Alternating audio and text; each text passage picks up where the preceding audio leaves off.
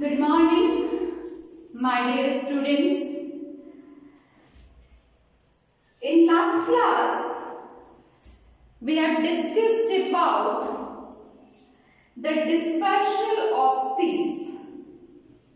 What is dispersal of seeds? That is, seeds are scattered away from the parent plant is known as dispersal of seeds. There are various ways for the dispersal of seeds.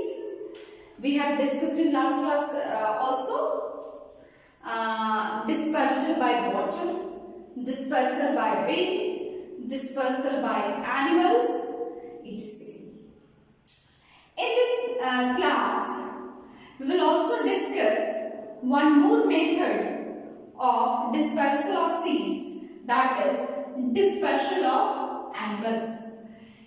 Animals and human beings eat fruits and throw away seeds which grow into new plant. Some seeds have hooks, stiff hairs or spines, that is hooks of a cucumber plant are an example. These seeds stick to the bodies of animals and birds and are carried away to different places. Right? Now the second topic is vegetative reproduction. Vegetative reproduction, the other name of vegetative reproduction is also vegetative propagation. What is vegetative propagation?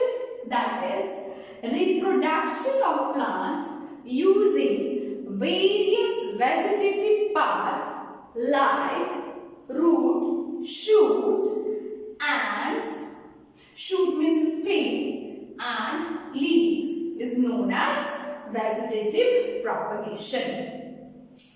Now the first part is stem. The stem of plants can grow into new plants is known as vegetative propagation by stem. Examples: potato, ginger, onion, sugarcane, etc. The stem of these plants can grow into new plants. A potato is a special stem that grows under the ground. We may find special structure called eyes. Eyes, this is also known as notches.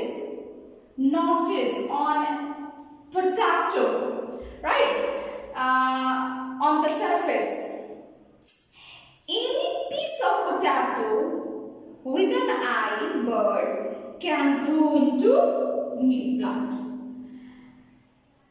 The stem of plant such as rose, hibiscus, money plant can use to grow new plant. In ginger, the stem has small structures called bud. A cutting of such a stem along with bud can grow under the ground into a new plant. Now, and another example, that is onion. Onion has also a special structure called bulb. Bulb. This bulb can grow into new plant. Now, vegetative propagation by leaves. The leaves of Bryophyllum, this is very much important, Bryophyllum. Bryophyllum is a very important example of vegetative propagation by leaves. The leaves of Bryophyllum have special buds on the margin that can grow into new plants.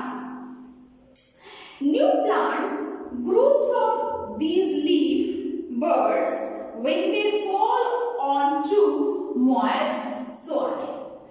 Next, vegetative propagation by roots. The roots of plant grow to develop shoots when kept in water for some time.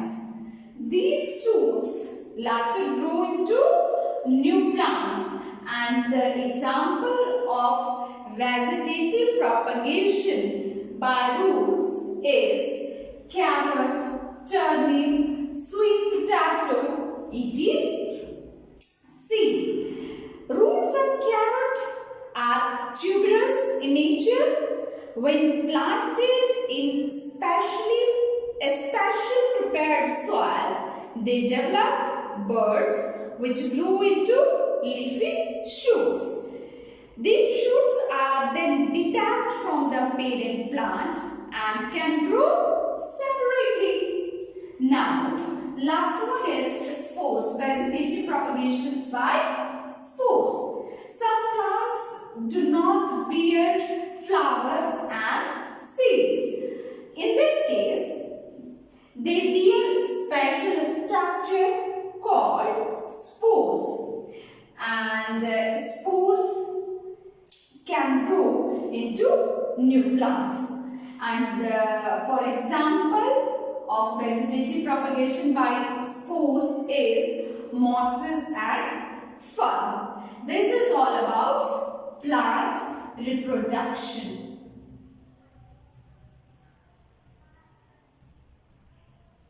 This is the last class of plant reproduction chapter. This is chapter number 5.